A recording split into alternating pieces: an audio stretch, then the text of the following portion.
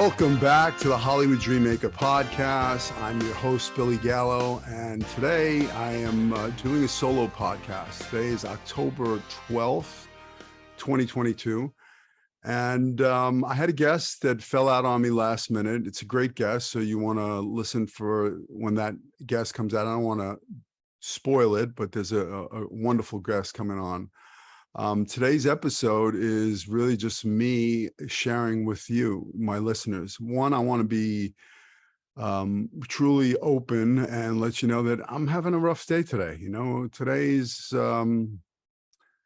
been one of those days. You know, I woke up and I was just really sad today, and I've been trying to figure out what's going on with me, and I think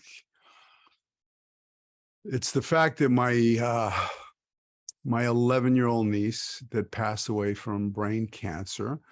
Today's the 9-year anniversary when she passed, and it's been a tough one. You know, I think I've suppressed a lot of that sadness, and I've been dealing with a lot of sadness in my life. You know, I just recently lost my childhood best friend.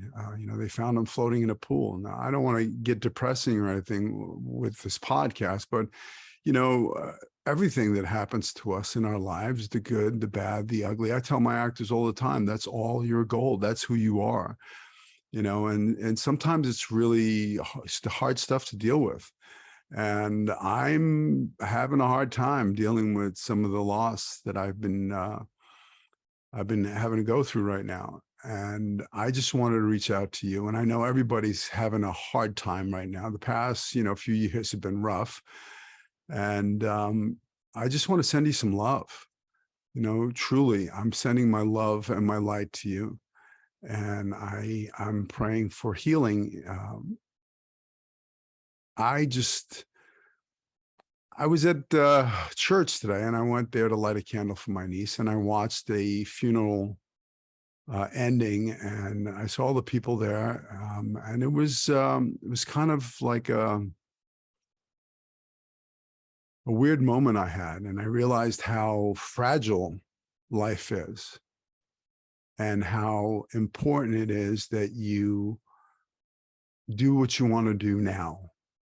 If you're being called to be an actor, or you're in this business, and you know, if that's your calling, then you really have to go after that dream, and you have to go after it now, not later, not tomorrow, but now. You have to really go after your dreams with a vengeance. I mean, I preach that all the time. Go after your dreams with a vengeance. That is the only way those dreams are going to come to fruition. I mean, I know I've been really kind of analyzing my life, because I'm writing my life story into a feature film. And I really been trying to figure out, like, you know, why did I become an actor? And I really found that it was just as a little boy. You know, some of you may have heard my story, some of you may not have, but you know, I grew up and as a child, and it was a rough childhood. You know, it was me and my two sisters and my mother, and my father wasn't around. You know, when he showed up, there was a lot of abuse. As a child, I witnessed things, a lot of abuse. Listen, if there was a checklist of everything that could possibly go bad to a child, I check all the boxes. But you know, as a child, I felt like I wanted the love of a father, and I couldn't get it. So, you know, I think acting for me was a way. You know, my home life was a little rough, and there was a lot of stuff going on at home, and we were poor, and, you know, my mother was trying to raise 3 kids by herself. I mean, she did an amazing job. And I'm very grateful, but you know, there was a lot of trauma in my childhood. And I think as a little boy, the way I found love was when I went to school, and I put on a little performance. You know, I did my little impression of Ricky Ricardo, or I did some pantomime in school, and I got, you know, some attention, and for me, I think that was my way of getting love. I remember I had a teacher that she used to take me out of my classroom, and I go from classroom to classroom, and I'd perform my little skit. I mean, I was told I was hyperactive, so I think that was her way of kind of settling me down. But that I truly felt like I was being accepted. I was always uncomfortable in my own skin as a kid, and that was a way of me to not be me, just to be somebody else. And I remember when I was a little boy and I was cast to play, there was a school play about music throughout the ages. And I got to play a caveman. And then I got to play in the 50s, I got to play Elvis Presley. And I made the whole costume, and I had the guitar that I made with, rubber bands as the strings. And I put on, I played Elvis, and the teacher or the teachers in the other classrooms had all the students write fan mail to their favorite part of the show. And Elvis got a shoebox full of mail. And I remember how proud I was. I came home and I showed my mom, this box of mail, and I felt loved, and I chased that love. When I was 11, they were filming a movie in my neighborhood, and I was a little kid coming home from the park, and I saw the cameras in the trucks and all the stuff, and I ran down the street and I said, "What's going on over here?" And they said they were making a movie, and I said, "Well, how do you get in a movie? I want to be in the movie." I ran up to an actress. Her name was Morgana King. She played Marlon Brando's wife in The Godfather, and she showed me a picture and a resume.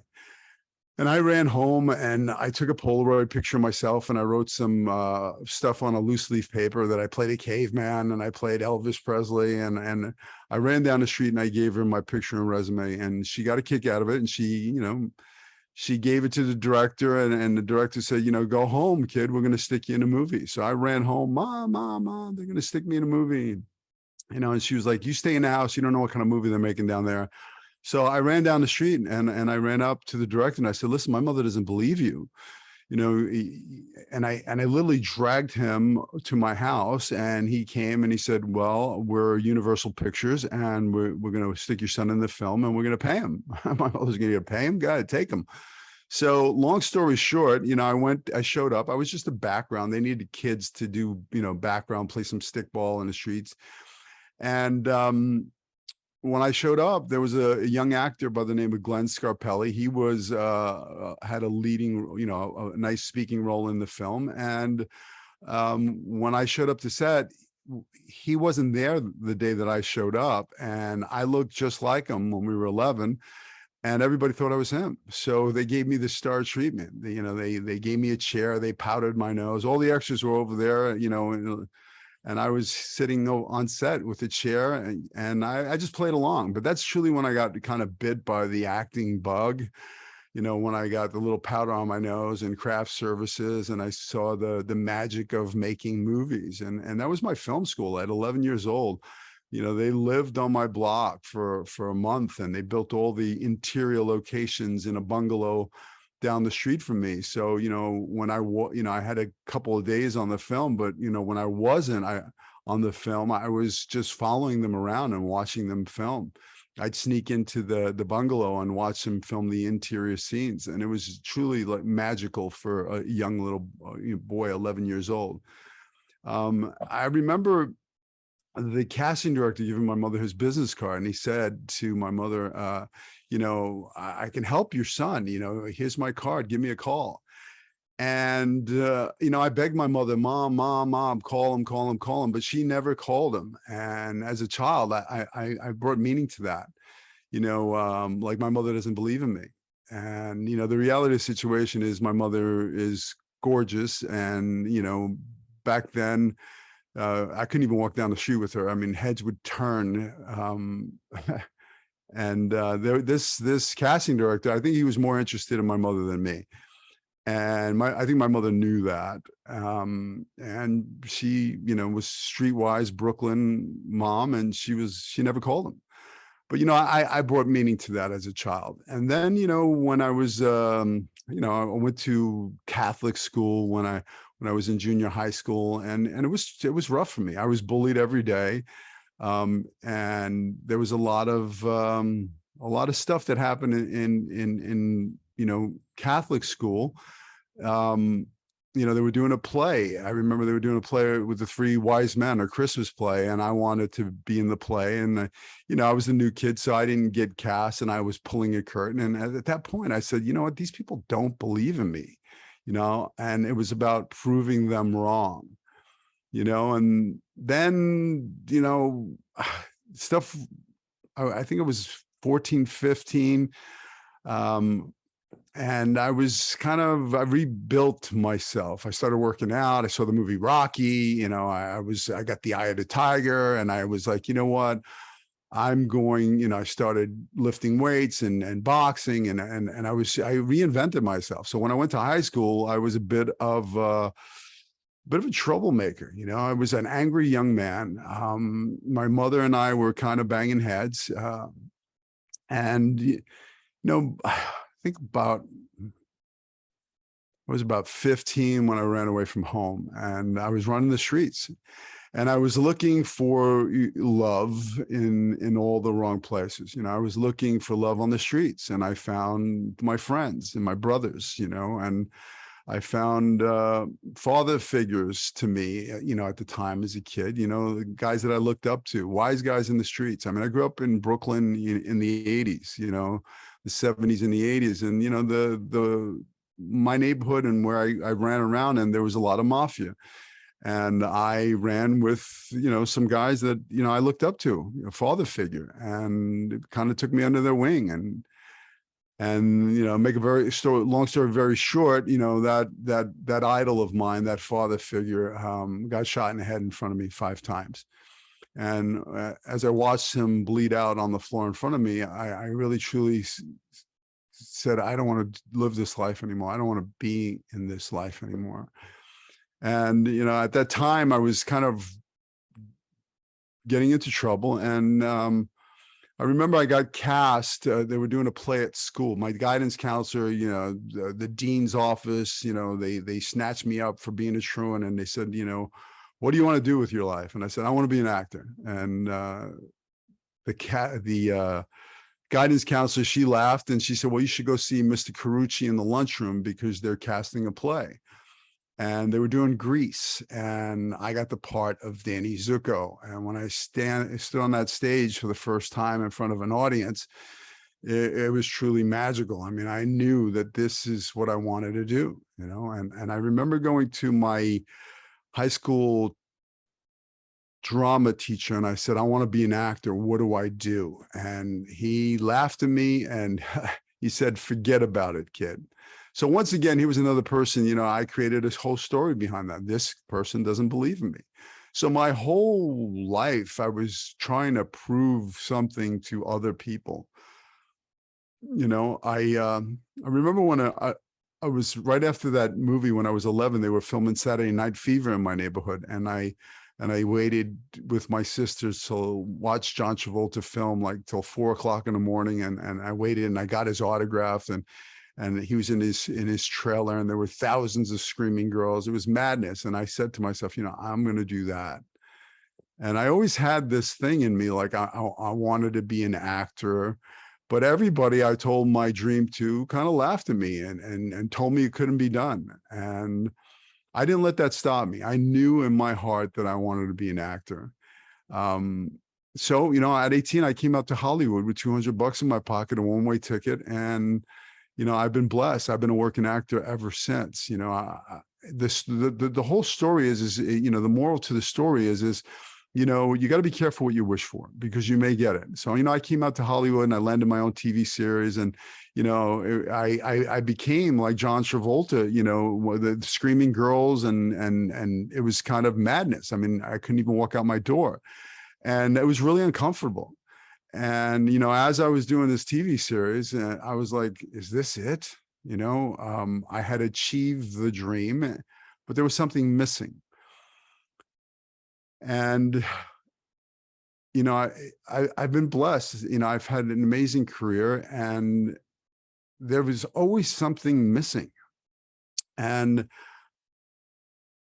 I truly believe it was because I was doing it for the wrong reason. So if you're an actor, or you want to be an actor, or you want to be in this business, and you really need to know why. Why do you want to do this? Why? I mean, is it because you want to be rich and famous? Well, I hate to break it to you, but the chances of that aren't that great. Okay. I mean, if you look at Screen Actors Guild, there's a very small percentage of members in the Screen Actors Guild that make, $50,000 a year. Is it possible? Absolutely. You can, you land a series, you land something big, you can make money in this business, but that's not the reason to get into this business. You truly have to know your why. Why do you want to be in this business? Okay. And it's a roller coaster of a business. It's high and low, it's up and down, it's rejection, there's a lot of stuff. And if you don't have a true why that motivates you and keeps moving you forward because you know why you want to do this, you're in trouble. Okay. So you really want to figure out, why do I want to do this? I was even thinking today with this podcast, I'm like, why am I doing this podcast? I started during the pandemic. I had some free time and I said, you know what, I'm going to create a podcast. I have a school here in Manhattan Beach since 2014. And I really found my why is really being of service. I found out that the secret of living is giving and really truly being of service. How can I make a difference in somebody else's life? I truly wish there was somebody like me when I came out to Hollywood that could have pointed me along the way and said, this is the path for you. But I had to learn the hard way. I had to make a lot of mistakes, and I get to be the guide now. And it's amazing. I mean, it's truly, for me, it's so rewarding when my actors call me up and they say, I got that part, I got that agent, I got my SAG card, I got this, it's even more rewarding for me than when I booked a role, so I love being the guide. And, I created this podcast to, I'm here in Manhattan Beach, but, there are people all over the world that I can touch with this podcast. So, I was really thinking about it today. I didn't really want to record this podcast because, my guest fell out and I was like, boo-hoo, poor me. I'm feeling sad, but I gave my word to you, the listener out there, that I'm going to be putting out a podcast every 2 weeks. And this is me keeping my word. And I really had to ask myself, why am I doing it? And my why is because if I can help one person, you listening out there, and make a difference in your life and help you get your dream faster. If, by bringing all my amazing guests that have been on the show and imparting all this wisdom and knowledge, to you, the listener out there, then I've done my job. And that's truly what lights me up is to be able to make a difference in somebody else's life. I don't want to leave this planet, when I die, and having all of this wisdom and knowledge left in me. I want to leave it out there for you, for the listener out there. So I don't know who you are, but I want you to know that you are a masterpiece. Okay. I know somebody out there is listening right now and they're not feeling worthy and they're not feeling valuable, but you are a masterpiece. You were created a masterpiece. You're a king. You're a queen. You're a miracle. The fact that you're here right now is a miracle. And if you have this light within you, this talent that was given to you, just you, it's your gift, then if it's in you, then it's your obligation to go out there and shine that light and get out of your own way. Okay. Stop procrastinating. Know your value. Okay. The world needs you, your voice, your experiences, everything that's ever happened to you in your life, the good, the bad, the ugly, all of that stuff, that is your gold as an actor. Okay. And just know that you are valuable and worthy and you deserve it. And stay out of your head, get out of your way. Okay. You're not your thoughts. This bag of bones that you walk around in, it's not who you are. This shell, this is just Billy, this shell of Billy. It's not who I am. I know who I am. I'm a beautiful light, love, peace, joy. That's who I am. Sometimes little Billy, the shell, the noise gets in the way and it wants to tell me that I'm not. So, don't listen to the noise, the voice in your head, because that's not who you are. all those limiting beliefs, all those things that are stopping you from going after your dreams like you mean it. You have to let go of that stuff. I really truly realize now that, my mess, my life experiences, all that stuff is truly my message.